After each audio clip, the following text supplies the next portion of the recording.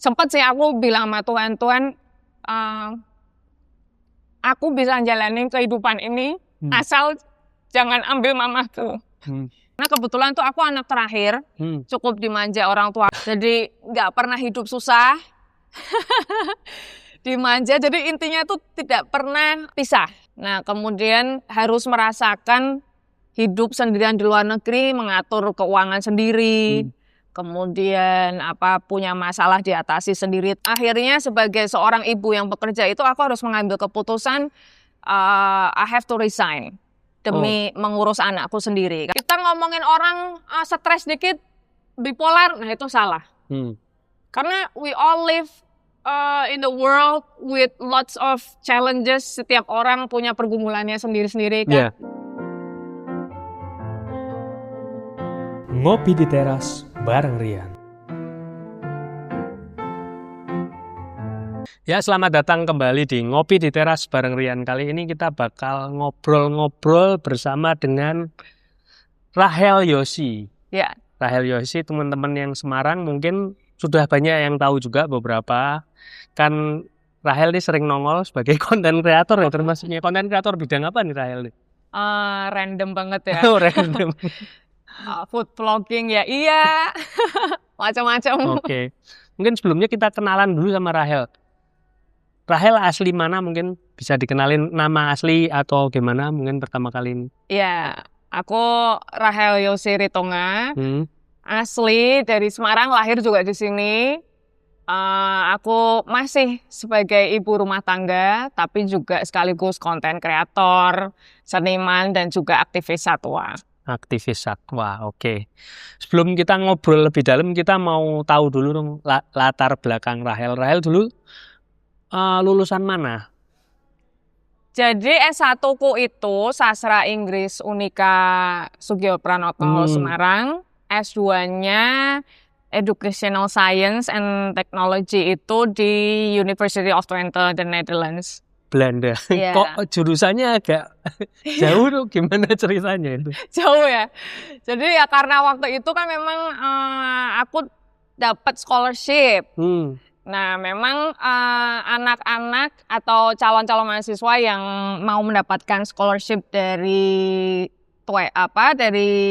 Stunet ini itu beasiswa yang dikasih pemerintah Belanda ya. Itu memang harus memilih jurusan-jurusan yang diharapkan nantinya bisa membangun bangsa dan negara gitu loh.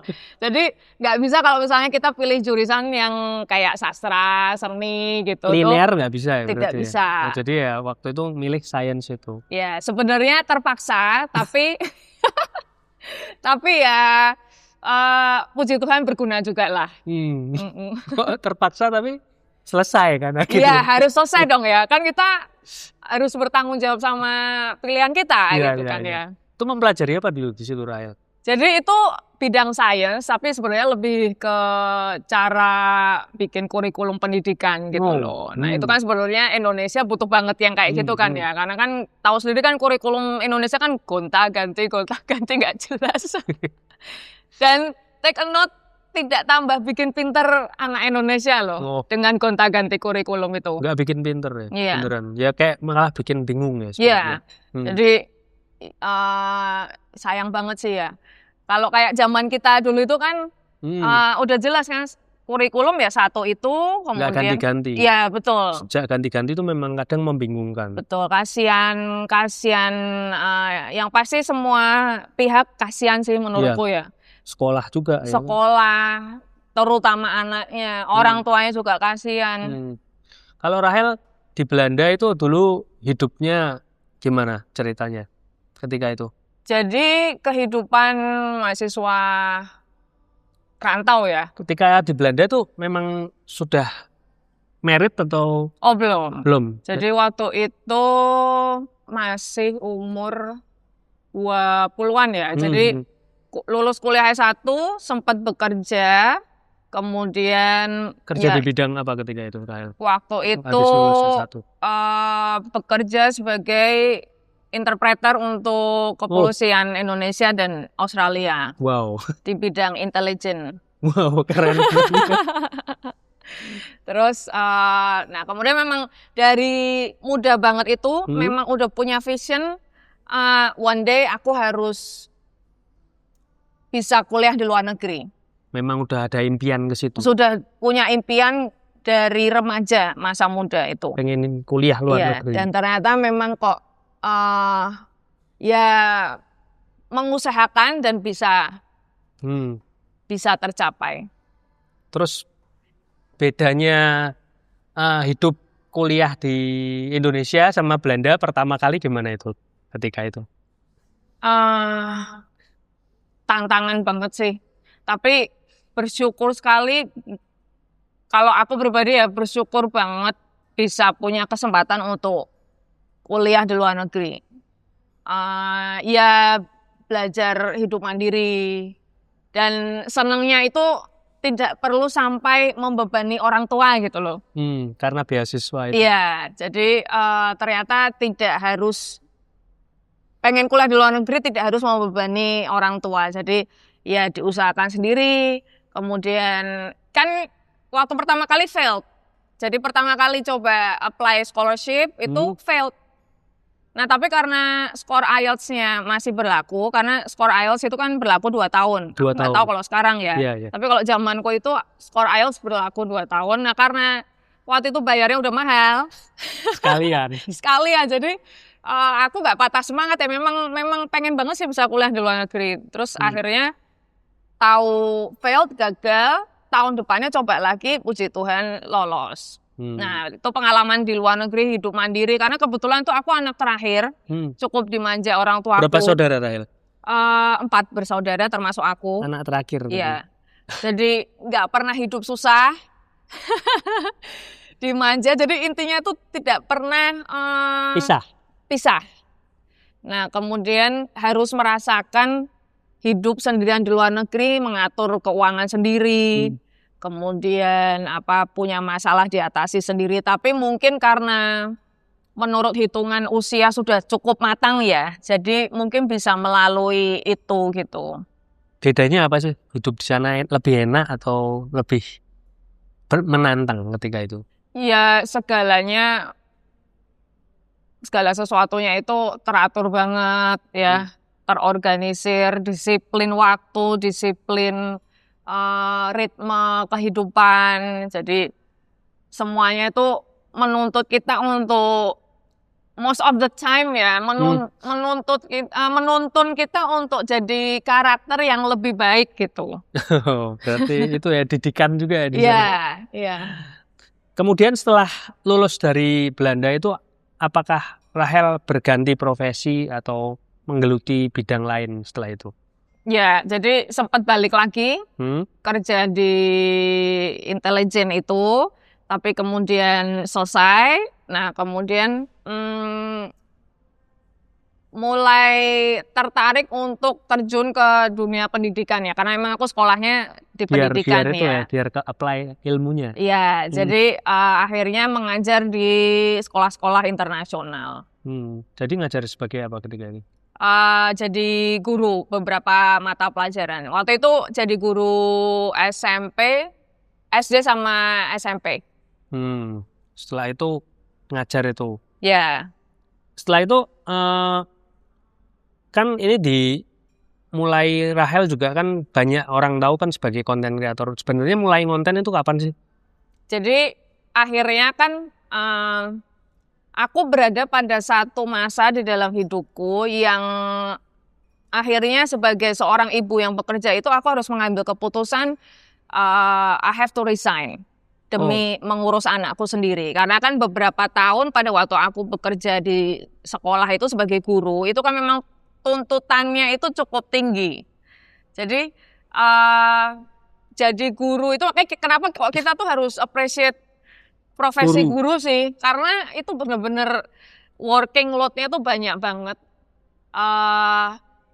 Profesi guru tuh nggak bisa kalau yang pulang ke rumah terus that's it, nggak ada kerjaan, nggak ngerjain apa-apa lagi, itu nggak bisa. Pasti kita selalu bawa pulang kerjaan, entah itu take home job. Yes, jadi entah itu meriksa kerjaan anak-anak atau nyiapin yang buat besok gitu. Jadi kayak pekerjaan itu tuh non-stop gitu. Nah, masa-masa itu anakku yang pertama, jadi waktu itu anakku baru 1, yang pertama itu selalu diurus oleh babysitter. Jadi aku berapa tahun pertama dalam hidupnya tuh aku nggak punya quality time sama anakku itu gitu. Jadi ketika setelah pulang dari Belanda terus Rahel menikah itu ya? Setelah pulang dari Belanda, ya sekitar 2 tahun kemudian terus aku menikah. Married, terus aku menikah, nggak lama langsung punya anak, tapi kemudian aku balik kerja sebagai guru itu. ya. Nah, jadi sebagai guru itu berapa tahun ketika sebagai guru itu kurang lebih 5 tahunan ya. Oh, cukup lama ya. Ya. Ya 4 tahun ya betul. Kemudian aku resign pada saat anakku umur 4 tahun. Karena kurang quality time itu merasa. Ya, kemudian anakku mungkin karena dipegang oleh babysitter, jadi kan akhirnya banyak dikasih gadget sama babysitterku itu. Nah, akhirnya yang terjadi sama anakku yang pertama itu speech delay. Gitu. Nah, lumayan terlambat sekali sih pada saat itu, karena terus kita bawa ke dokter tumbuh kembang, dokternya nyaranin supaya mengurangi gadget dan juga mulai disekolahkan ke bahasa yang pakai bahasa ibu aja gitu. Nah, bahasa ibu dalam hal ini tuh kasih ya Mbak. Ya, makasih Mbak. Bahasa ibu dalam hal ini tuh ya tergantung kita tuh pakai bahasa ibu di rumah apa. Kalau kamu pakai bahasa ibumu Indonesia, consider English ya berarti English all the time gitu. Kalau bahasa Indonesia ya bahasa Indonesia aja, bahasa Jawa ya bahasa Jawa aja. Kan kadang tuh yang terjadi kan sekolahnya bahasa Inggris, sampai rumah nanti bahasa Indonesia. Ya bapak ibunya ngomongnya bahasa Indonesia, sama terus dia dengar misalnya nih babysitternya ngomong sama ART-nya bahasa Jawa. Lah itu kan untuk mungkin untuk beberapa anak itu menimbulkan kebingungan yang besar gitu loh. Nah itu termasuk terjadi pada anakku gitu. Apalagi mungkin masih baru dan ibunya kerja ketika betul. Nah akhirnya memang ya karena saya dan suami pengennya anak kami ini menjadi baik, akhirnya kami mengambil beberapa keputusan besar. Termasuk waktu itu aku memutuskan that's it. Resign. Aku resign demi aku ngurus anakku sendiri aja deh gitu. Dampingin. Betul.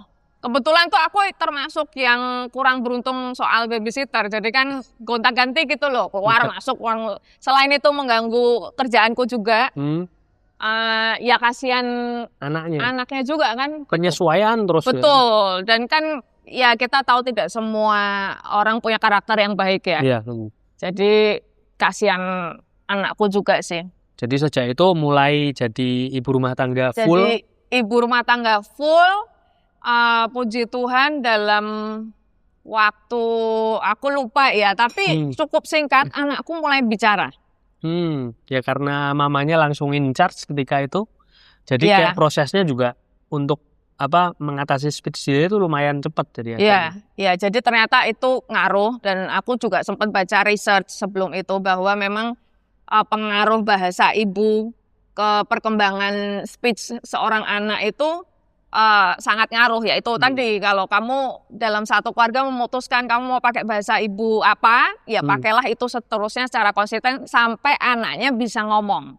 Jadi ketika anaknya sudah bisa ngomong, mau belajar bahasa lain itu mudah lah ya. Gampang gitu. Terus akhirnya sambil ngonten ketika itu jadi. Nah, jadi karena ternyata aku happy jadi ibu rumah tangga, meskipun repot, so happy. Nah, akhirnya aku sambil suka bagiin pengalaman jadi ibu rumah tangga itu di Facebook waktu itu. Yes. Facebook. Jadi aku nulis jadi ibu rumah tangga. Tulisan dalam bentuk tulisan waktu itu. Dan ternyata itu diterima oleh begitu banyak orang dengan baik. Nah, waktu itu ya sampai mungkin saat ini kalau Facebookku mungkin hampir 200.000 followers. Itu hanya dari tulisan pengalaman sebagai ibu rumah tangga. kayak ketikan-ketikan aja itu ya. Iya. Artikel-artikel itu. Betul. Dari situ mulai konten itu. Nah, dari situ pindah ke Instagram, kemudian akhirnya jadi konten kreator. Wow. Tapi Rahel ini kan memang kalau di Instagram juga sering banget ngelukis gitu. Ya, Jadi kayak lukisan-lukisan banyak itu. Terus sejak kapan sih sebenarnya mulai ngelukis itu? aku minum ya. Ya, minum dulu. Haus ngomong terus. Jadi tuh aku ngelukis itu dari kecil. Emang suka ngelukis ya. Ada bakat juga dari opa, dari mamaku. Jadi keluarga mamaku tuh kayaknya keluarga seniman semua. Nah, bakat terus seni ya? ada bakat seninya. Nah, terus mulai ngelukis cat minyak itu ya waktu kuliah S1. Jadi sekedar hobi aja. Sekedar hobi aja, jadi on and off gitulah, belum benar-benar serius menekuni. Ya namanya hobi itu gimana sih? Jadi kan kadang on off gitu ya. Iya. Nggak rutin loh Ya. ya. Nah, terus ngelukis itu kan juga ya lukisan tuh sampai pada akhirnya juga kan kok in charge ke satwa ya. Ya. Itu memang suka ngelukis juga. Terus tentang dunia binatang itu juga ada interest ke sana atau bagaimana ini? Jadi memang dua hal yang aku senangi dalam hidup ini itu dari kecil ya, itu binatang sama seni.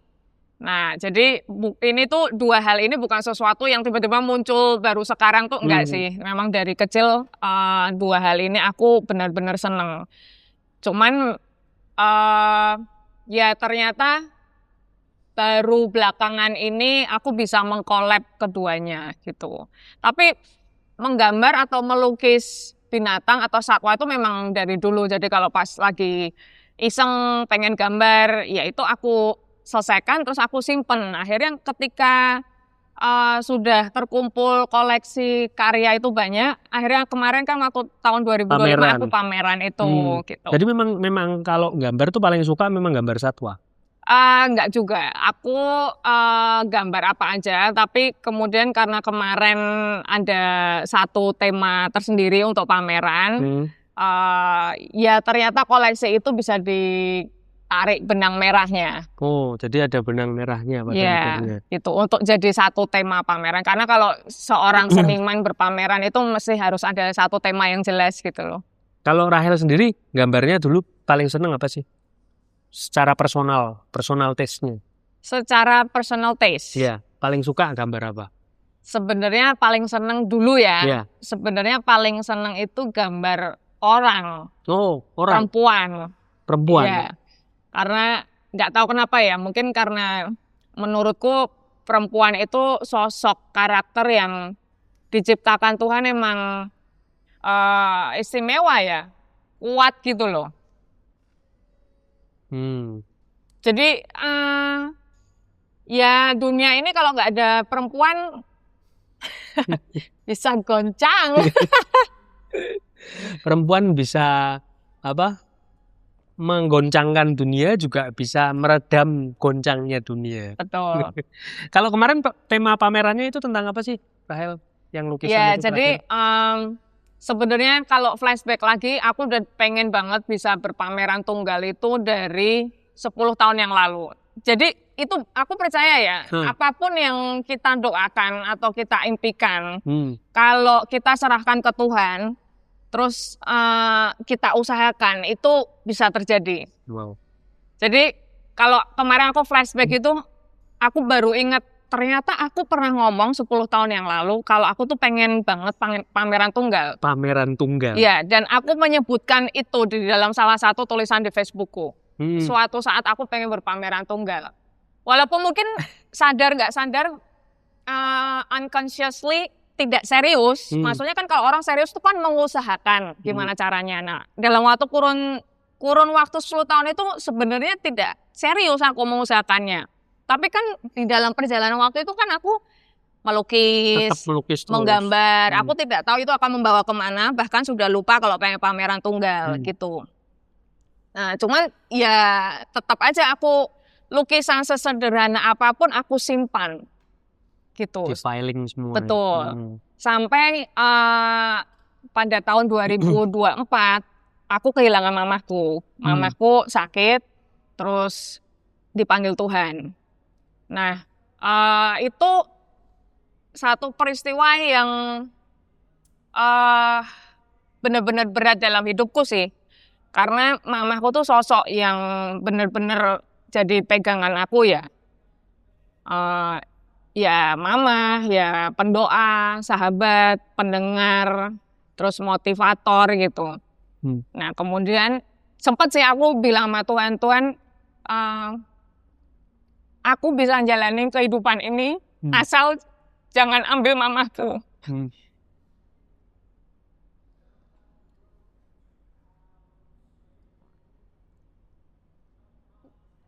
Ternyata ya diambil juga sama Tuhan. Jadi nggak semua yang aku belajar bahwa nggak semua yang kita mau itu pasti Tuhan turuti gitu loh. Jadi grief is brutal sih kalau menurutku. Cuman ternyata dari perjalanan griefku itu ternyata Tuhan punya banyak banget rencana yang jauh lebih baik buat aku. Jadi 2024 itu Rahel grieving dan pameran itu tahun itu pameran itu 1 tahun setelahnya. exactly 1 tahun setelah mamaku nggak ada. Wow. Jadi memang itu juga persembahan untuk mama juga. betul.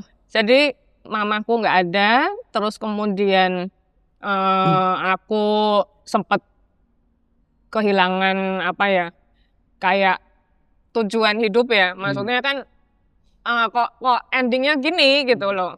Maksudnya merasa hampa. Ya, merasa hampa. Ya mungkin orang yang sudah melewati atau sedang melewati grief itu pasti paham ya. Buat orang lain mungkin itu hanya satu fase singkat tersendiri, tapi buat yang menjalani itu kayak nggak ada endingnya gitu loh. Ya mungkin some days are better, tapi ada ketika sebuah perasaan menyerang lagi itu jadi berat juga gitu. Tapi anyway, setelah sepeninggal mamaku itu seorang sahabat yang sudah ngikutin perjalananku termasuk melukis ya, itu kemudian approach aku harus mention namanya, itu Tante Inge. Tante Inge. Ya, Tante Inge itu seorang dokter budayawan di Semarang juga.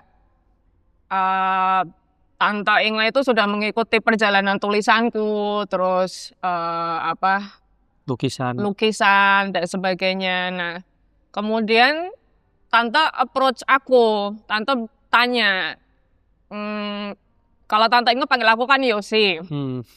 Yosi, so I think this is it gitu. Kamu mau nggak pameran tunggal? Karena Tante Inge ini punya galeri untuk pameran lukis. Wow.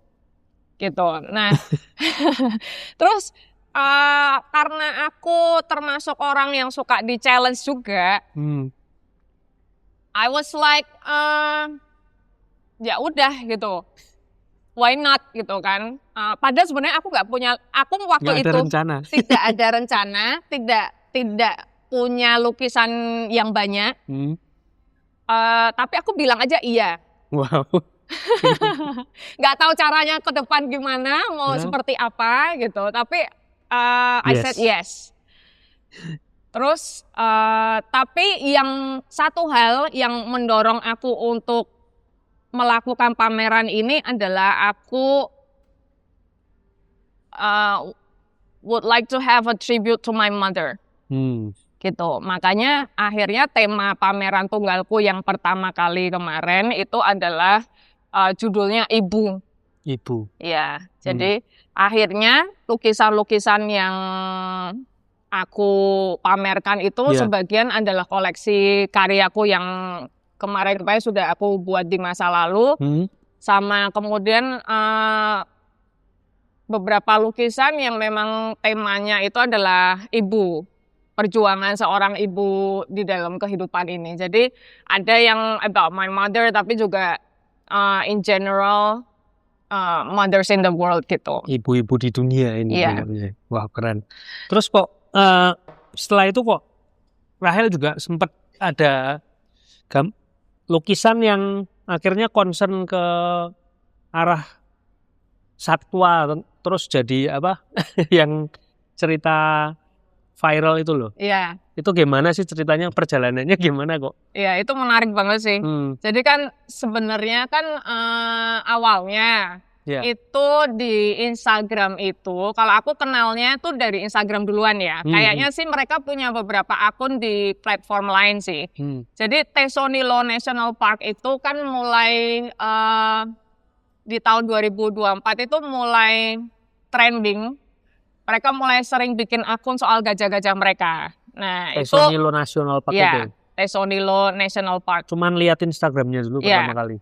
Jadi mereka bikin video keseharian gajah mereka di sana gitu, dan itu memang menarik sih. Jadi video-video yang mereka buat itu hanya tentang keseharian gajah-gajahnya, cuman memang dibuat lucu gitu. Daily life gajah gitu. Iya, betul. Nah, aku termasuk salah satu yang penikmat, follower. Seneng banget gitu liatnya gitu. Nah, kemudian salah satu gajah mereka yang namanya Tari, itu jadi kayak balita gajah umur 2 tahun. Nah, saat itu tuh termasuk yang trending. Nah, terus aku iseng aku lukis. Karena waktu itu Tari ulang tahun. Jadi dari gambar aja ya? Dari video aku capture, terus aku lukis di kanvas. Nah, itu aja sebenarnya aku nggak ada niat untuk ngirim. Karena kan jauh. Mau coba cuman buat personal aja ya? Ya, jadi cuman aku lukis, aku bikinin konten, terus aku lepas di medsos. Ya, aku let them know lah kalau ini loh aku melukis ini. Cuman gitu. Cuman di-mention aja. Ya. Nah, sadly ternyata 2 minggu kemudian si Tari itu meninggal. Wow. Jadi gajah Tari itu meninggal karena kena virus. Nah, itu kan jadi berita nasional tuh si meninggalnya Tari itu ya.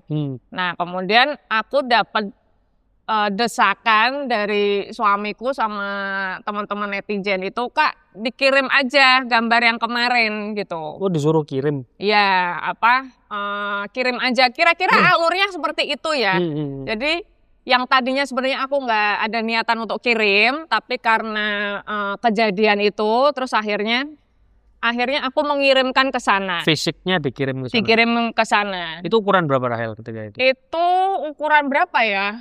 Standar tuh deh. Ukuran standar, nggak terlalu besar. Ya, mungkin sedikit lebih besar dari laptop itu. Nah, itu sampai ke sana, ternyata itu that little action itu dinotis oleh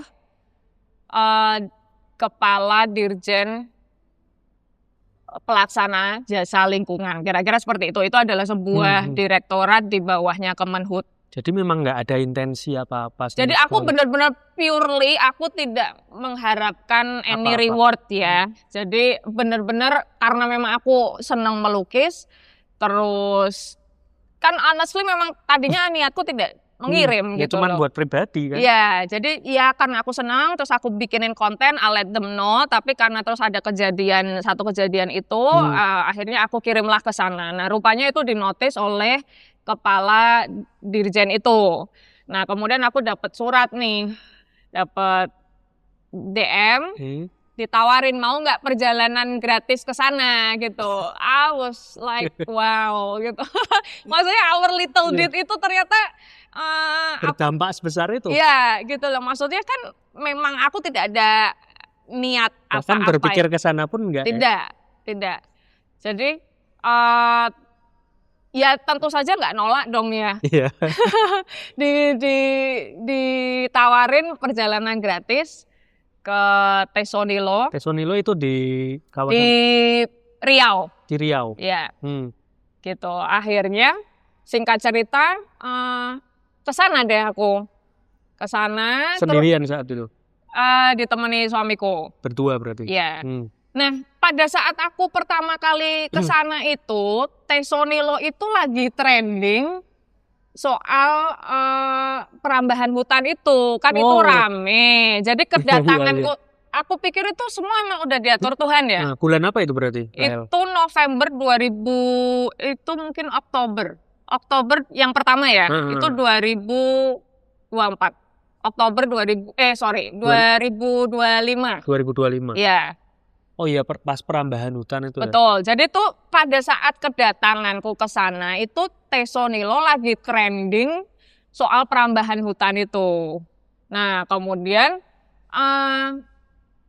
karena lagi trending di sana itu aku juga tergerak untuk menyuarakan soal itu. Ya itu tadi yang si Rahel bilang rencana Tuhan itu. Iya, jadi that was really apa ya? Kalau dipikir-pikir itu memang udah timingnya Tuhan. Karena sebenarnya kan aku ditawari perjalanan ke Tesonilo itu udah agak lama sih dari waktu kedatanganku. Jadi mungkin sekitar ada kali 3 minggu sampai sebulan sebelum akhirnya aku bener-bener diberangkatkan, gitu ya. Ya maksudnya gini. Jujur-jujuran aja, kalau kita ditawari pelajaran perjalanan atau sesuatu apapun yang gratis kan kita nggak mungkin mendesak-desak dong kapan aku berangkat. Iya, gitu. betul ngikutin lah ya. Ya ngikutin aja, udah ditawarin gratis, masa nih kok saya nggak berangkat gitu loh. Nah terus malah waktu itu suamiku tuh yang nanya-nanya aku terus, kamu tuh jadinya berangkat kapan gitu? Udah nurut aja, namanya juga di gratisin gitu. Nah, tapi ternyata memang menurutku aku yakin banget itu timingnya Tuhan. Karena pada saat akhirnya kami berangkat, itu pada saat Tesonilo trending. Wow. Soal perambahan hutan itu. Dan di situ, di momen itu aku mulai banyak bicara soal hutan, satwa, dan sebagainya. Dan itu ternyata juga naik. Wow. Nah, kemudian sampai singkat cerita, aku dinotis oleh menteri sendiri. Diberangkatin lagi kedua kalinya. Kali ini diundang sendiri oleh Pak Menterinya. Ke Tesonilo itu? Ke Tesonilo lagi. Terus yang kunjungan kedua kali itu yang dilakukan Rahel apa ketika itu? Jadi yang kedua kali itu memang aku diminta Pak Menteri untuk mendampingin. Jadi ada videonya tuh ya yang aku nanam pohon bareng. Terus habis itu ya di sana aku diminta untuk jadi orang pertama yang mengumumkan stop gajah tunggang. Jadi aduh. Gile sih. Itu sebenarnya pertama kali yang mengusulkan untuk stop gajah tunggang itu siapa sih sebenarnya? Ya sebenarnya apa dari kontennya Rahel juga ada mengarah ke situ juga ketika melihat yang kunjungan pertama itu? Ya pastinya itu udah digodok juga sama orang-orang kehutanan ya. Udah lama. Cuman tapi kan memang semua itu harus diputuskan oleh otoritas yang berlaku gitu ya. Karena kalau masalah hutan, masalah satwa itu kan Indonesia itu di bawah Kemenhut. Jadi ya otoritas keputusan itu datangnya harus dari yang tertinggi yaitu menteri gitu. Jadi nah ya mungkin atas keputusan atau pertimbangan melihat aktifnya aku di menyuarakan satwa hutan itu akhirnya diberilah sebuah privilege untuk mengumumkan soal stop gajah tunggang itu. Gini sih. Cuman memang itu timelinenya singkat banget berarti. Tapi sampai itu sih. Maksudnya itu Rian bener banget sih. Maksudnya singkat itu adalah satu kata yang aku dan suamiku omongin kemarin di tahun 2025. Maksudnya kalau ngelihat perjalananku dengan semua pencapaian ini ya, secara manusia ya, itu sangat singkat. Blas gitu. Iya, sangat singkat. Kayak waktu pameran tunggal, sebenarnya kan aku di dunia seniman ini newbie, that's it. Jadi dan itu exactly the word that I said. I'm a noob.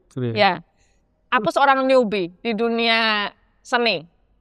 Ya, jadi selama kurun waktu bertahun-tahun ini aku bukan yang masuk komunitas seniman.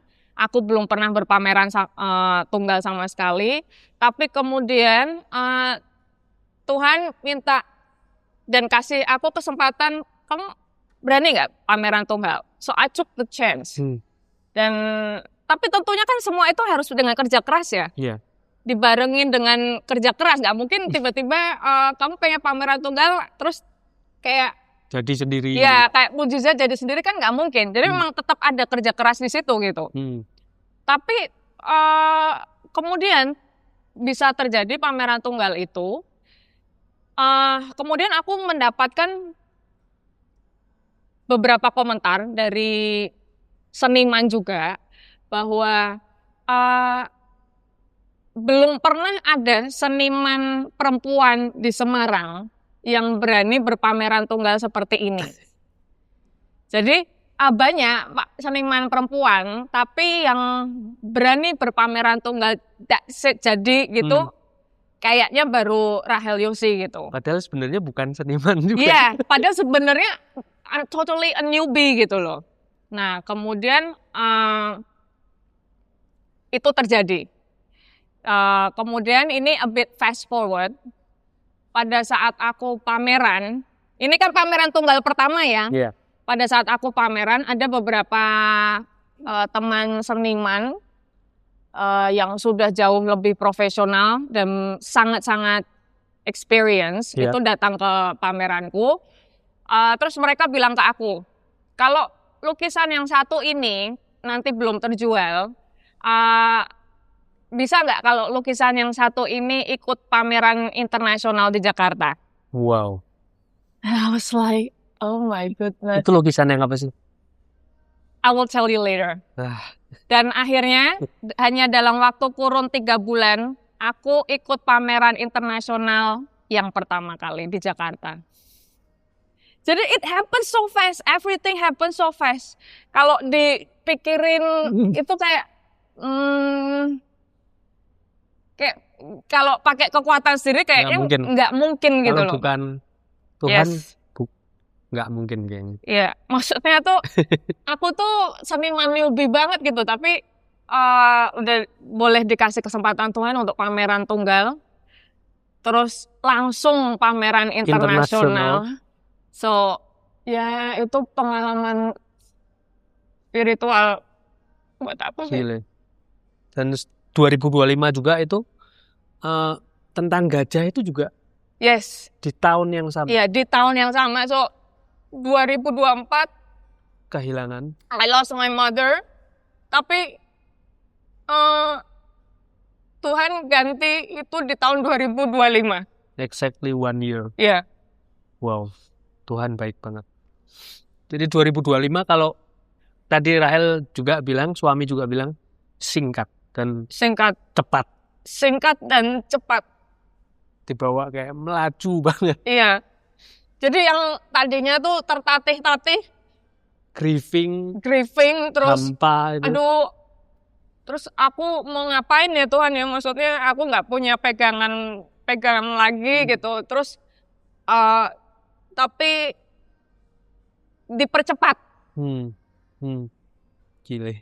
Tapi ada satu cerita yang lebih amazing lagi sih soal kebaikan Tuhan sih. Gimana itu? Jadi once I decided to have exhibitions, jadi begitu aku memutuskan akhirnya oke, aku mau pameran tunggal. 2025 itu. Lukisan pertama yang aku lukis, mungkin nanti bisa itu ya. Tampilin nanti. Insert ya. Kita minta juga. Iya. Itu lukisan Tuhan Yesus. Jadi lukisan Tuhan Yesus lagi meluk aku. Hmm. Jadi aku gambarannya itu aku lagi dipeluk Tuhan Yesus. I don't care if that will be intimidating karena lukisan Tuhan Yesus itu kan ya So religion, Iya. so religious mungkin. orang bilang rohani banget sih lu Terlalu gitu. Kristen Ya, mungkin. dan itu kanvasnya gede banget, 1 meter kali 1 meter gitu. Tapi pemikiran pertamaku aku cuman berpikir gini, aku persembahkan ini pertama kali itu nomor 1 buat Tuhan sih. Dan peganganku cuma Tuhan. Jadi ya the first painting I made ya about Jesus gitu. Tuhan. Anyway, di situ aku gambar Tuhan Yesus. Terus ada beberapa hidden message di dalam lukisan itu tentang some miracles that Jesus made in the Bible, itu aku selipin di dalam lukisan itu. Gitu. Nah, fast forward. Jadi gini. Sebenarnya pameran tunggal itu dari awal kan aku ada tim juga ya. Yeah. Jadi ada tim yang mengurus pameran itu. Kami tidak ada pembicaraan sama sekali whether this is going to be commercial. Apakah aku akan menjual lukisanku ini atau tidak? Ya pokoknya pameran dulu. Ya karena kan aku newbie gitu loh. Jadi Nggak kan tahu. aku aku mau humble aja lah, maksudnya yang penting aku eksis gitu ya. Aku juga tidak punya keberanian saat itu bahwa aku apalagi naruh harga di situ. Jadi anyway, I just want to exhibit aja. Jadi nggak ada harga semua. Tidak ada harga, aku tidak pernah menetapkan harga dan tidak juga ada pembahasan bahwa whether they're going to be sold or not gitu ya. Nah, pameranku itu 2 minggu. Seminggu berjalan, nothing happen. Terus kemudian masuk ke minggu kedua, mulai nih ada orang-orang yang bertanya. Harganya. Dijual nggak? Oh dijual nggak? Ya, gitu. Jadi nggak tanya harganya berapa, tapi dijual nggak? Nah, terus aku berpikir, why not gitu loh. Ya kan, kalau ada yang mau dan harganya cocok, why not? Yeah. Nah, ini juga yang amazing. Pokoknya this is not about how much they are sold, tapi the fact that God works in a very miraculous way. Wow. Jadi masuk minggu kedua, short story, hampir setengah dari semua karyaku laku terjual. Sold out. Iya. Dan itu juga bikin amaze teman-teman. Maksudnya tuh biasanya kalau seorang seniman berpameran, itu gimana caranya bisa laku terjual? Mau jual, tapi memang kita hidup di apa ya? Memang kita hidup di negara yang memang seni itu susah ya. Untuk menjual sebuah seni itu susah. Apalagi kalau orang beli sebuah karya seni itu kan memang sudah marketnya sudah khusus. Yeah. Ya. Jadi kalau sampai orang membeli sebuah karya seni itu ya memang dia sudah kebutuhan di luar premier, sekunder, tersier ya. Ya memang orang yang memang udah duitnya udah ada sisanya gitu loh ya. Nah anyway, itu juga jadi sebuah poin amazing banget bahwa karya-karyaku di pameran tunggal itu separuhnya laku terjual. Wow. Nah, but that was not me. Itu kan lagi-lagi balik lagi Tuhan yang bekerja. Nah, anyway, ketika sudah sold itu, aku punya satu kegelisahan di hatiku. Aku ingat banget itu hari Minggu. Aku punya satu kegelisahan di hatiku. Dan waktu itu aku di gereja. Jadi aku karena itu hari Minggu, aku ibadah sama suamiku sama anak-anakku. Jadi selama seminggu kemarin itu, kalau orang-orang pada datang ke pameran tunggalku, itu kan selalu minta dijelasin, ini lukisan yang ini apa, lukisan yang ini apa gitu, artinya apa ya gitu. Nah, hampir tidak pernah ada yang nanya soal lukisan Tuhan Yesus.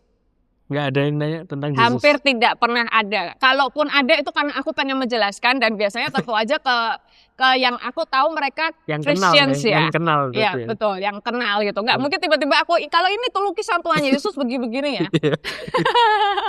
Dan maksudnya itu that was a big painting gitu loh. Itu Yang paling nyolok mungkin itu ya. paling nyolok, itu Paling besar. intimidating gitu. Intimidating. Ya kan? Nah, sampai pada satu poin Hari di Minggu satu ya. titik ya, Hmm.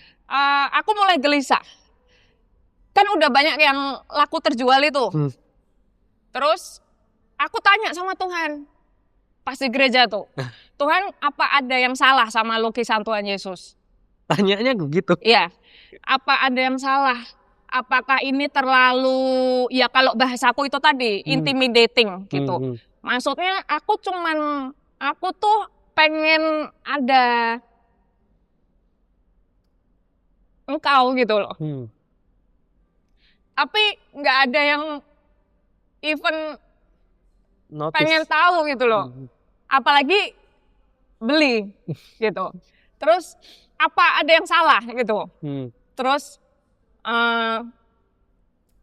jadi waktu itu posisinya itu lukisan yang di sebelahnya lukisan Tuhan Yesus udah laku semua. Wow. Aduh. Lukisan Tuhan Yesus tuh nggak tahu. Kok sendirian jadinya gitu? Ya, terus ya nggak tahu kenapa I was trigger. Terus aku bilang, kenapa Tuhan? Ada yang salah gitu. Ya, secara manusia aku juga akhirnya jadi bertanya-tanya ya gitu. Terus aku nggak dapet jawaban dari Tuhan. But that's it. I close my prayer. And then I check my DM. Ada satu DM dari temanku. Memang pada saat aku masih menggambar awal lukisan Tuhan Yesus itu dia sudah bertanya, itu kamu jual berapa? Itu waktu masih awal-awal karena aku bikinin konten gitu loh. Pas Jadi waktu di tengah proses itu. Ya, sketching. itu dia udah tanya sebenarnya berapa. Tapi karena aku memang waktu itu tidak ada niat untuk jual ya, karena itu masih awal-awal. That was my first painting kan. Yeah. Jadi aku nggak jawab. Singkat cerita, exactly on that time, yang pada saat aku habis berdoa, temanku itu tanya, berapa? The same person. Iya, the same person, berapa? Sebenarnya aku ada angka di pikiranku. Angka yang di Alkitab sebenarnya. Nggak perlu disebut di sini ya. Tapi boleh? Anyway. Kalau berkenan nggak apa-apa sih. Tapi ya. Angka di Alkitab. Ya di Alkitab. Terus tapi aku nggak sampai hati ngomong ke dia. Nggak sampai hati. Maybe I was too humble. Pokoknya anyway aku nggak sampai hati. Aku omong ke temanku ini satu angka di bawah angka itu. Turunin. Nah, you know what she said? Dia bilang, aku beli, aku tambahin. Dan dia tambahin sesuai dengan angka di Alkitab itu. Balikin lagi? Balikin. Wow. Padahal aku nggak pernah ngomong apa-apa loh. I never said anything. It was only, sama yang it di was Alkitab. only on my head. Aku bilang segini. Terus dia bilang, oke, aku beli dengan harga segini. Jadi ada nggak sih pembeli di dunia ini yang kita ngasih harga, let's say ya, aku mau beli baju, terus yang jual bilang, oke, aku jual 50.000 ya, terus yang beli bilang, ya udah aku beli ini 100.000. That's what happened. Jadi orang ini membeli lukisan Tuhan Yesus satu angka di atas angka yang aku kasih ke dia, dan that was the number from the Bible. Wow. Kalau nggak Tuhan Yesus, oh my God. Ketika itu Rahel gimana sama Tuhan? Aduh, too much. Too much itu maksudnya in a good way ya. Aduh, baik banget sih Tuhan. Maksudnya kalau di logika manusia tuh kita ngasih pembeli dimurahin, yang jual ngasih lebih. That was the number on my head. Wow. Rahel sempat bilang juga setelah itu ke temennya itu. Bilang kayaknya aku. Terus temennya Terus ada reaksi something? dia cuma bilang nggak tahu kenapa kok lukisan ini dari awal memang aku suka. Dia tanya dari ketika dibuat itu. Iya. Padahal itu masih sketsa. Jadi emang Tuhan tuh kayak udah, this is the person who's going to buy your painting. Sudah dikasih spoiler. Dari awal loh. Gile ya. Kalau dipikir-pikir. Aduh. Dan lukisan itu sampai hari ini dipasang di rumahnya. Keren banget. And that was just one story. Kalian tahu lukisan yang dipilih untuk lukisan internasional itu? Itu lukisan tentang bipolar. Dan aku kasih ayat Alkitab di lukisan itu. Ayatnya ketika itu? Ayatnya itu Amsal 18 ayat 21. Proverbs 18 verse 21. Itu yang di lukisan itu aku English version ya, tapi bahasa Indonesianya itu intinya aja mungkin nggak apa-apa sih. Kata-kata dapat membunuh atau memberimu hidup. Siapa yang suka mengemakannya akan memakan buahnya. Kalau English version-nya words kill, words give life. It can be either fruits or poison, you choose. Dan itu juga aku sempat berpikir waktu ngelukis itu, kalau aku kasih ayat Alkitab di lukisan ini bakal intimidating nggak? Lagi-lagi kata itu ya, karena kan aku nggak mau ini jadi terlalu rohani. Kan exhibitions ini bukan cuma buat orang Christians ya.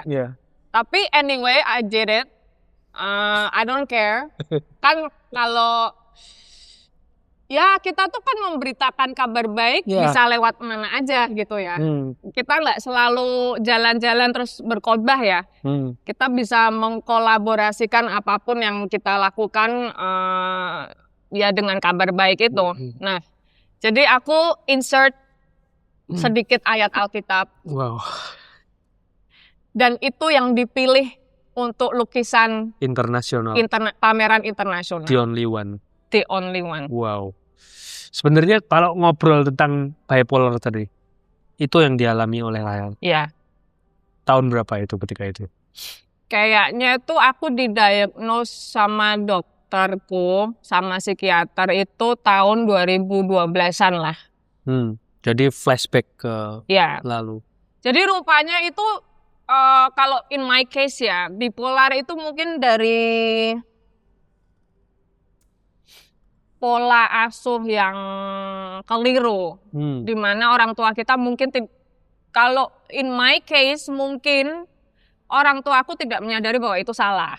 Ya, boomers sama milenial termasuk itu kan generasi yang perlu. Exactly. Kalau kita kan sekarang karena begitu banyaknya akses informasi yang bisa kita pelajari, kita tahu ya kadang ya walaupun prakteknya kadang masih jauh. Iya, betul. Tapi kan kita bisa informasi belajar mudah banyak. Banget. Betul. Nah, kalau orang tua kita baby boomers itu kan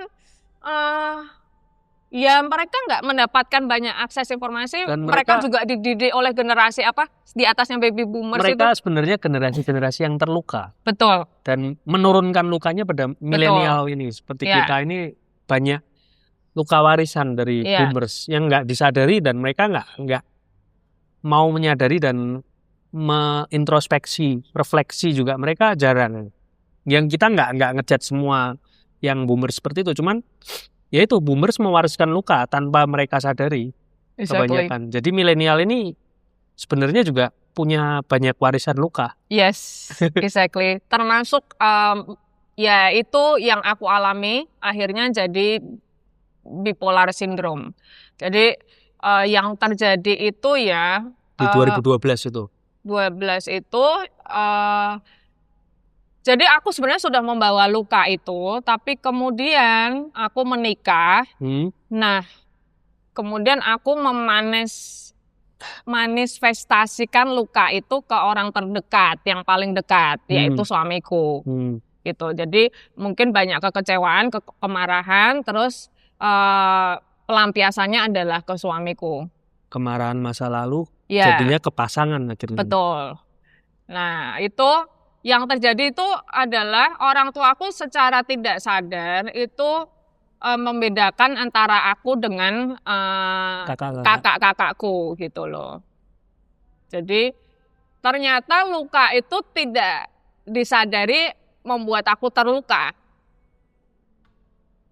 Yang akhirnya jadi melukai pasangan. Ya, betul. Nah, cuman untungnya suamiku itu termasuk yang sadar bahwa istriku butuh pertolongan. Kemudian aku dibawa ke psikiater. Gitu. Prosesnya berapa lama itu, Rahel, ketika itu? Prosesnya itu ya jatuh bangun. Ya sebenarnya sampai hari ini pasti kita semua mengalami jatuh bangun. Masih ada pergumulan terus. Iya. Tapi kan tetap yang aku ambil keputusan itu adalah ya dengan keterbatasanku ini aku harus aku harus melakukan sesuatu yang positif dalam hidupku gitu loh. Dan karena aku sadar setiap kita itu kan dikasih talenta sama Tuhan. Iya. Apapun itulah, mulai dari yang kecil atau yang besar, kita pasti dikasih sesuatu sama Tuhan gitu. Nah, kenapa nggak kita manfaatkan gitu? Masalah kita jadi berkat atau enggak, ya itu serahkan pada Tuhan. Yang penting kan kita melakukan sesuatu yang positif dulu gitu. Wow. Jadi ya itu yang aku lakukan ya. Maksudnya kalau mau nurutin marah-marah terus, emotional, temperamental terus, ya nggak akan ada habisnya. Nggak ada habisnya. Memang kita semua tuh dalam skala yang kecil maupun yang ekstrim pasti kita menyimpan sebuah kekecewaan gitu loh. Ya tinggal kita menyalurkannya seperti apa. Karena kalau kita hidup di gua sendirian, ya lu mau marah-marah, mau nyakitin diri sendiri, bebas-bebas aja. Masalahnya kan kita hidup barengan di rumah, ada pasangan, ada anak-anak, ada kita punya teman-teman di luar, ya dari situ kan kita harus berusaha menjadi pribadi yang lebih baik ya. Ya berdamai dengan itu. Betul. Pada akhirnya. Betul. Terus ketika itu lukisan itu dibuat kapan? Lukisan itu adalah lukisan kedua setelah Tuhan Yesus. Wow, berarti setelah 13 tahunan ya berarti. Apa ini? Lukisan bipolarnya itu. Yang tentang yang pameran. Oh iya. Jadi memang 13 tahun setelah peristiwa divonis bipolar itu baru membuat lukisan itu. Iya. Ya. Tidak. Ya, aku jadi kan pameran betul exactly 13 tahun ya. Karena aku juga pengen ngasih pesan ke orang-orang yang punya struggle di mental health. Iya. That's okay. Maksudnya you're not alone. Jadi judul lukisan itu adalah Breaking the Stigma. Breaking the Stigma. Karena kan memang orang-orang yang nggak benar-benar paham sebenarnya bipolar syndrome itu apa ya, taunya ngelabelin bipolar itu gila. Terus tanpa tahu sebenarnya penyebabnya apa, latar belakangnya apa gitu. Makanya kan kalau beberapa tahun yang lalu trending ada dikit-dikit orang dikatain bipolar gitu ya. Lah padahal sebenarnya definisi bipolar apa, I'm sure that person doesn't understand at all gitu. Karena cuman pakai aja kata-kata itu. Pokoknya ada yang ya kayak maaf kata kalau misalnya kayak kita ngelihat anak nggak bisa diam aja kita langsung ngelabelin autis gitu. Nah itu kan that is not right. Jadi makanya kenapa kok ayat Alkitab yang aku kasih di situ itu words kill, words can give life. Jadi apa yang keluar dari mulut kita itu bisa jadi kutuk, bisa jadi berkat buat orang lain. Betul banget. Jadi kita benar-benar harus berhati-hati. Kita ngomongin anak nggak bisa diem autis itu benar-benar salah. Bijaklah dengan mulutmu. Betul. Kita ngomongin orang stres dikit bipolar, nah itu salah. Karena we all live in the world with lots of challenges. Setiap orang punya pergumulannya sendiri-sendiri kan. Jadi ya kita harus berusaha memahami itu gitu loh. Nah, dari lukisan itu aku mau bilang bahwa it's okay living with mental health as long as kita percaya bahwa ya Tuhan itu pasti memampukan kita gitu. Wow. Terus untuk dalam proses lukisan yang kedua ini aku juga penasaran sebenarnya. Tapi nanti ada pertanyaan untuk lukisan yang pertama tadi karena belum dibuka, kalau boleh dibuka. Yang kedua ini, gimana Rahel merecall memori di tahun 2012 ke lukisan yang kedua ini?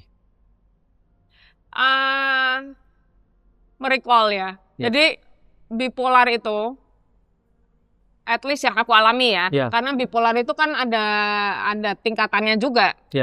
Jadi nggak semua orang yang punya bipolar itu sama semua gitu. Nah, kalau yang bipolar itu kan sebenarnya mood swings. Jadi cepet banget berubah moodnya. Dari yang baru happy tiba-tiba ada trigger dikit langsung marah-marah gitu. Nah, itu karena sebenarnya ada penjelasan ilmiahnya, karena di sini itu kimianya tidak seimbang gitu loh. Makanya kenapa kok memang kita perlu secara dunia kedokteran memang kita perlu minum obat. Karena memang pengidap bipolar itu ada masalah di tidak seimbang. Hormonal apa? Jadi aku memilih tidak menjelaskannya secara kedokteran, takut salah. Tapi anyway, memang kenapa kok harus ada obat yang diminum ya supaya menyeimbangkan cairan di dalam otak gitu loh. Karena memang itu lah yang menyebabkan mood swings itu jadi meledak-ledak gitu. Terus ketika itu di recall memori itu untuk gambar itu di situ apa yang dicurahkan Rahel ke lukisan itu ketika itu? It's okay, aku sudah acceptance. Acceptance di situ. Jadi aku tidak malu karena ya memang kan Tuhan kan menciptakan semua orang dengan kelebihan dan kekurangan yang masing-masing. Dan banyak orang yang di dalam Alkitab yang juga punya banyak kekurangan ya. Tapi tetap bisa jadi berkat buat orang banyak juga gitu. Wow. Sama tadi di lukisan Yesus tadi kan sebenarnya Rahel tadi cerita juga sempat nyelipin sesuatu di itu. Boleh dibahas nggak itu? Ya, nanti mungkin ada insight-nya ya. Nanti saya jadi kasih. Itu kan lukisan Tuhan Yesus lagi meluk. Meluk Rahel. Meluk aku. But that can be anyone as well ya kan. Jadi itu hanya semacam simbol aja. Nah, judul lukisan itu adalah The Safest Place. The Safest Place. Ya, tempat yang paling aman. Nah, backgroundnya itu aku selipin itu sebenarnya secara garis besar hanya seperti pattern, corak. Tapi sebenarnya itu ada maknanya, ada hidden meaningnya. Jadi salah duanya ya, itu ada gambar anggur kecil-kecil. Anggur. Grapes. Ya, karena itu adalah mujizat pertama yang dibuat Tuhan Yesus di Kana. Mujizat di Kana. Terus kemudian apa lagi ya? Oh, ada gambar fish, ikan. Yes. Jadi kalau orang yang sekilas cuma lihat, nggak akan ngerti itu sebenarnya apa sih gitu. Tapi kalau you check closely at it, itu ternyata ini ikan, ternyata ini roti, ternyata ini apa tadi? Grapes, anggur gitu. Jadi pola itu ada maknanya. 5 roti 2 ikan dan anggur. Jadi all the miracles that Jesus made in the Bible, I put it there. Wow. Ya mungkin kalau kita nggak diobrolin di sini juga kan nggak semua orang bakal tahu. Nanti kita tampilin di sini lukisannya yang di Instagramnya Rahel. Terus sebenarnya kalau Rahel dari awal ketika kecil terus kuliah, berkarya dan sebagainya itu kedekatan dengan Tuhan Yesus sendiri gimana sih awalnya? Atau memang dari awal memang sudah dekat sama Tuhan Yesus? Apakah ada momen di waktu-waktu tertentu baru ngerasa di sini momennya Tuhan Yesus temukan aku? Iya. Ya itu dia ya. Memang dari kecil aku udah lahir Kristen. Dari keluarga Kristen. Cuman honestly hubungan dengan Tuhan Yesus kalau aku itu ya jatuh bangun ya. Kadang ketika terutama pada saat kehidupan sedang baik-baik saja, kemudian nyaman saja. Nyaman gitu ya. Terus ya seperti tidak mendekat kepada Tuhan gitu. Namun kemudian ya pada saat di titik-titik terendah itulah selalu aku diingatkan bahwa untuk diingatkan kembali ke aku gitu loh. Karena memang peganganmu tuh ya cuman aku. Makanya kan ketika aku tahun 2024 sebelum mamaku dipanggil kan aku berdoanya Tuhan aku bisa jalanin kehidupan ini mau gimana pun bentuknya asal ada mamaku, jangan dipanggil gitu loh. Itu jadi suatu kelekatan dunia juga sebenarnya. Exactly. Jadi ya bukan berarti aku minta seperti itu aku tidak mengasihi suami dan anak aku ya. Tapi kan itu ada sebuah kedekatan yang lekat gitu loh. Exactly gitu. Nah rupanya mungkin bukan itu yang Tuhan mau gitu loh.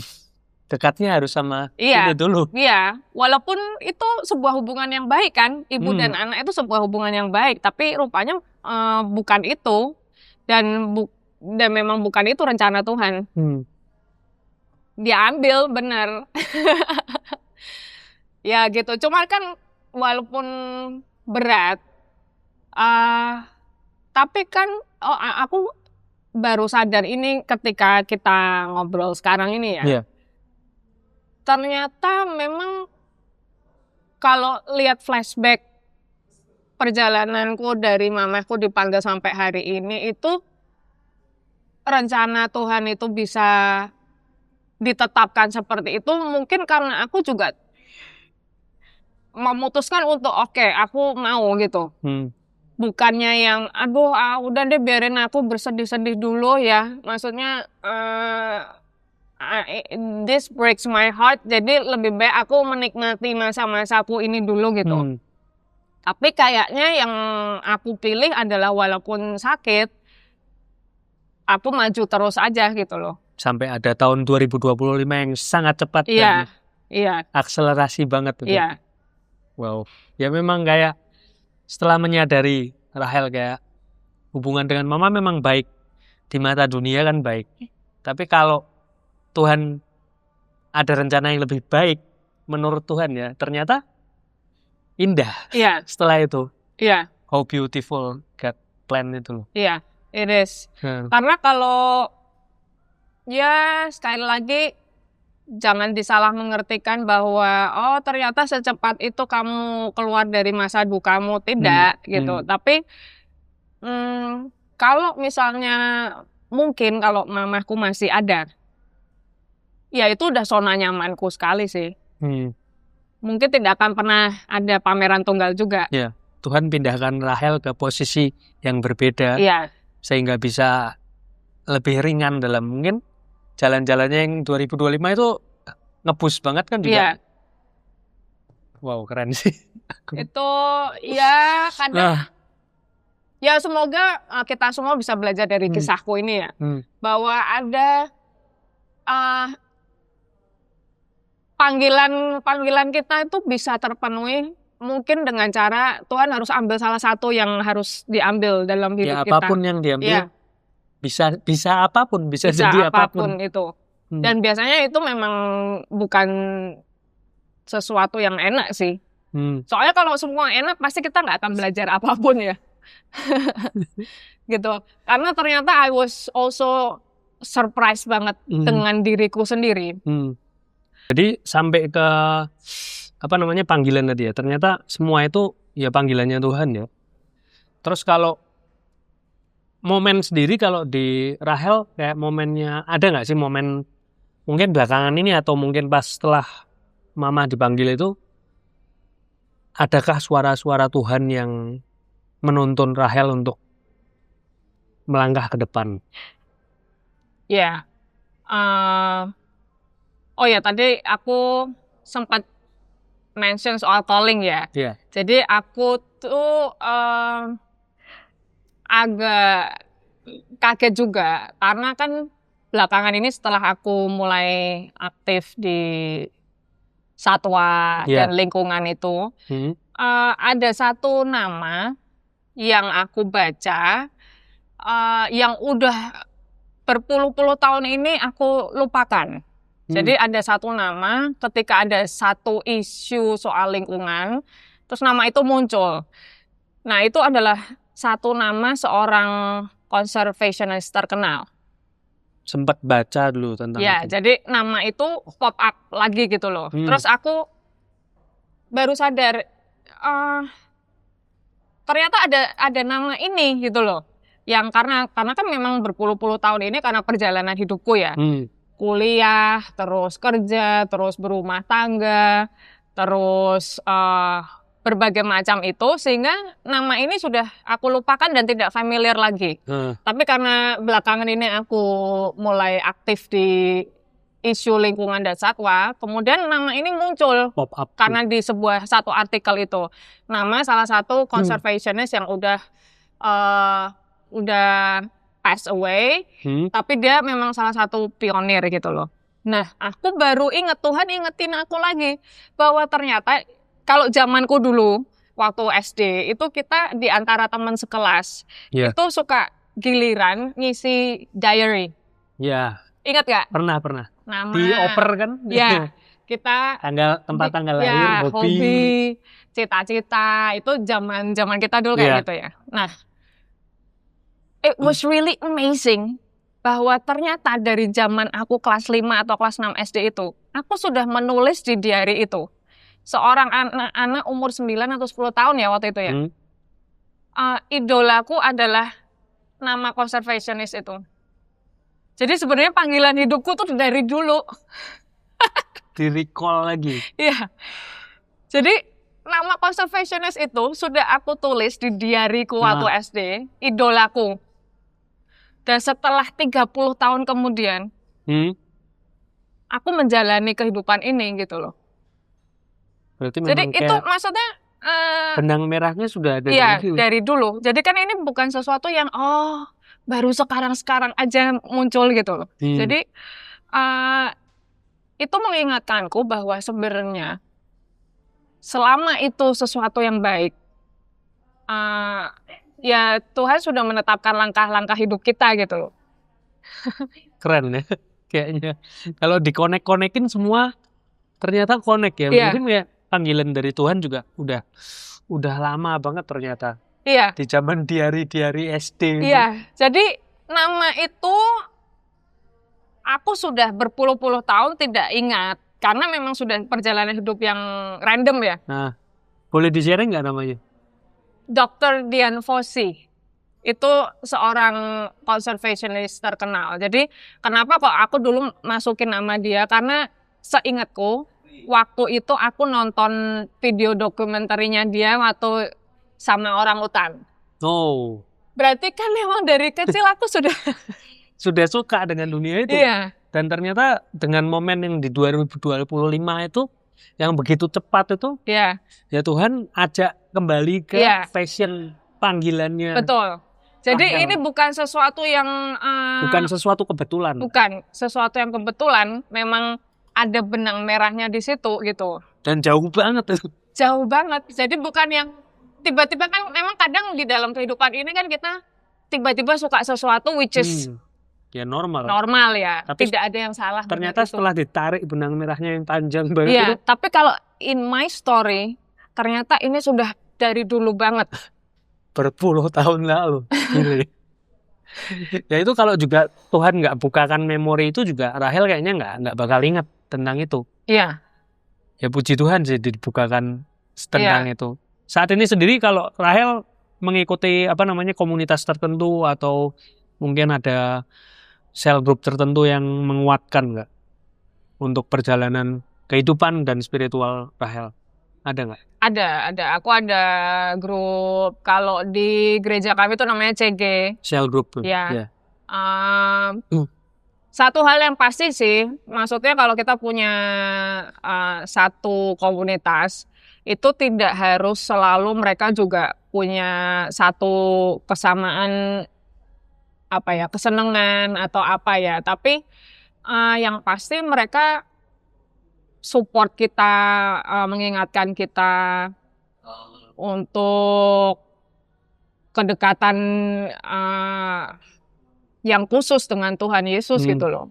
Ya mungkin berbagai minat dan berbagai kesibukan tapi sama-sama menuju ke Tuhan. Iya. Dan saling menguatkan aja. Betul. Itu support system. Yes.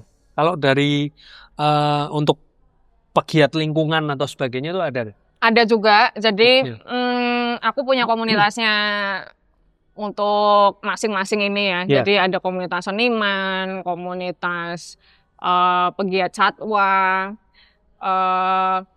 Tapi memang yang krusial banget, yang penting ya, itu memang komunitas ini sih. Yang Tuhan. CG ini, iya. Karena ya sekali lagi kita ini kan datang dari latar belakang yang berbeda-beda ya. Maksudnya aku sendiri sebagai satu pribadi, aku mengurusi seni, mengurusi satwa, mengurusi kehidupan rumah tanggaku. Dan itu sendiri sudah memberi begitu banyak breakdown sehari-hari ya.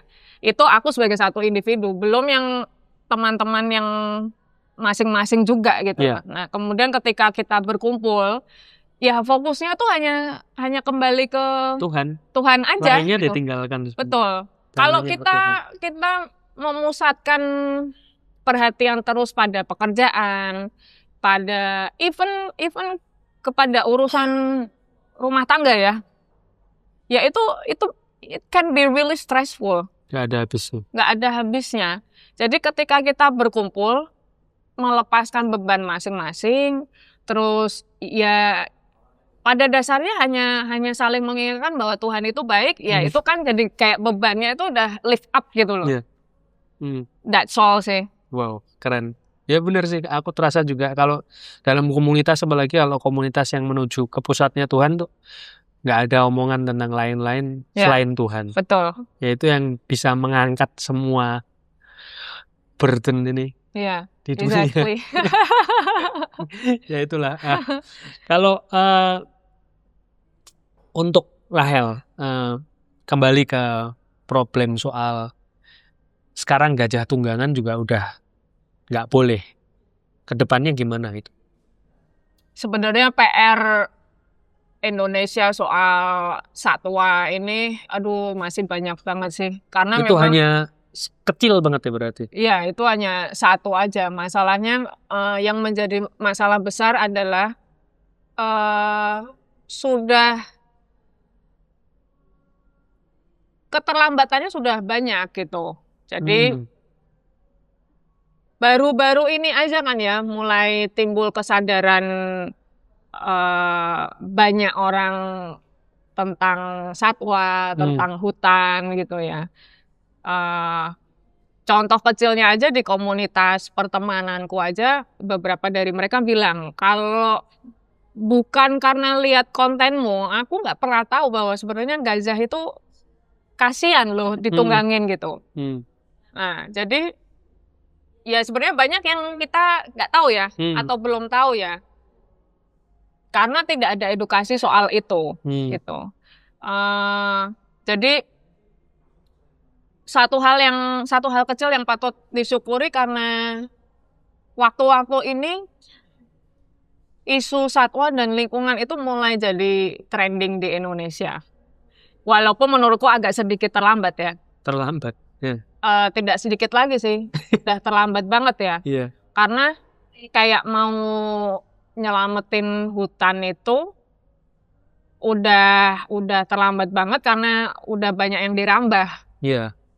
Nah, masalahnya edukasi soal hutan sama satwa itu ya itu tadi balik lagi ke poin awal, tidak pernah diberikan dari awal. Sehingga ketika udah rusak semua, baru kita sadar gitu. Bahkan mungkin kalau lihat dari backgroundnya Rahel juga, sebenarnya dari pendidikan dari paling dasar pun harusnya sudah diberikan ya kan? Iya, harusnya sudah diberikan kayak contoh salah satu contoh misalnya pendidikan welas asih kepada hewan itu beberapa negara lain itu kan itu sudah masuk kurikulum sekolah. Kalau mau dipikir nggak penting, nah buktinya sudah banyak kekerasan terhadap hewan. Anak-anak kecil nendangin anjing itu kan mungkin yang terjadi adalah tidak mendapatkan edukasi yang proper dari keluarga atau dari sekolah. Kalau negara-negara maju yang lain bisa, kenapa tidak dengan Indonesia? Itu satu. Kemudian tentang pentingnya hutan gitu.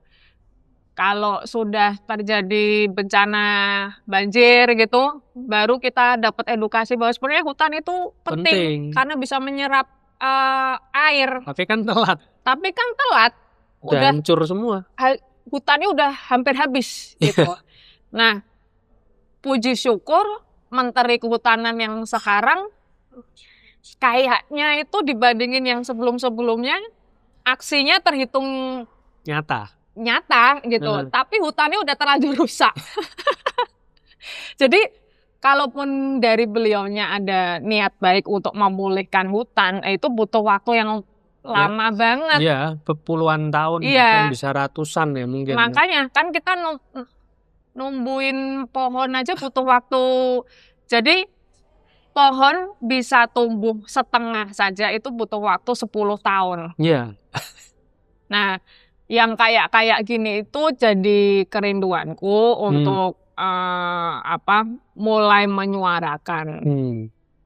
Karena ya memang kita hidup di dunia ini berdampingan sama makhluk hidup yang lain sih. Tuhan Yesus aja Allah saja menciptakan binatang itu lebih dulu dari manusia di hari penciptaan. Kok malah kurang ajar ya. Yang diciptain nih malah babatin semua, bunuhin semua. Yang kita mungkin sering lupa itu ya dunia yang kita tempatin ini kita berbagi ruang hidup sama mereka gitu. Ini sama-sama punya kita semua gitu. Ya hanya bedanya kita manusia dikasih kuasa, kasih hikmat, kasih akal budi lebih daripada binatang. Hanya sayangnya kenapa dipakainya jadi semena-mena sehingga keblabasan ya. Betul. Jadi ya pesanku sih ingat aja lah bahwa pencipta kita itu menciptakan kita semua itu di dunia ini gak cuman manusia loh. Ada juga yang namanya binatang, tanaman, hutan ya kan indah banget ya kalau misalnya kita barengan gitu, berdampingan, saling mengasihi. Lagi-lagi kan hukum utama sebenarnya yang Tuhan ajarkan ke kita itu kan kasih ya. That's it sih. Oke, terakhir ini buat Rahel. Sebenarnya kalau Rahel pasti kalau dengan kedekatan dengan Yesus ada ayat tertentu yang jadi pegangan hidupnya Rahel. Boleh di-share tuh? Ayat emas mungkin atau ya tiap masa mungkin pasti ada ayatnya ya. Cuman yang jadi pegangan banget buat Rahel ada ayat tertentu gak? Aku lupa di chapter mana. Intinya aja gak apa-apa. Aku akan menyertai engkau. Aku akan meneguhkan engkau. Bahkan aku akan menolong engkau. Dan aku akan memegang tanganmu aku akan memegang engkau dengan tangan kananku yang akan memberi kemenangan. Wow. Oke, gitu aja. Thank you. Rahel buat waktunya, seru banget ngobrolnya. Wow, perjalanannya ternyata memang Tuhan berperan banget di hidupnya dan kita harus berefleksi karena kehidupan yang dulu-dulu tuh memang harus disadari ada efeknya di masa sekarang ini dan di masa depan, terutama untuk satwa dan hutan juga kan. Ya, Kalau kita nggak mulai dari sekarang, mau kapan lagi? ya. Itu aja. Thank you banget. Mungkin teman-teman buat yang belum follow Rahel, bisa di follow di Dari Rahel Yosi. Rahel Yosi dan galerinya di Rahel Yosi Art. Rahel Yosi Art. Ada page lainnya mungkin Rahel? That's all. Oh, that's all. Oke. Jadi teman-teman jangan lupa di like, subscribe, juga komen-komen video ini, juga di share apalagi kalau kamu kenal dengan Rahel. Itu aja. Thank you. Thank you Tuhan teman-teman. memberkati. Tuhan berkati.